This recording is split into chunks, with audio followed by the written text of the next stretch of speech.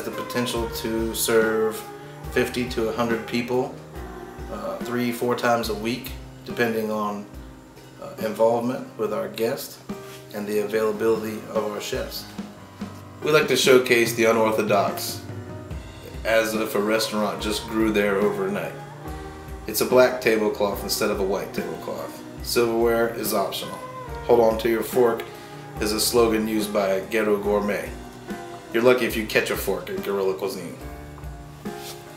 Alright, the local artists we feature at Guerrilla Cuisine are people that I want in my gallery, people that I show in my household. So to have the opportunity to showcase your work at one of our dinners is shot worthy. You must be 21 to enter. Blue hairs welcome. We get all kinds, all sizes, all flavors. If you're into food and one-off dining experiences, get to Guerrilla Cuisine. Each November marks the anniversary for Guerrilla Cuisine. First brought to you by Glass Onion. Second year anniversary was Fred Nouvelle of Fat Hen. And our Spam Jam dinner is a one-off eclectic gathering of chef diners alike that enjoy 7 to 8 courses of fried Spam.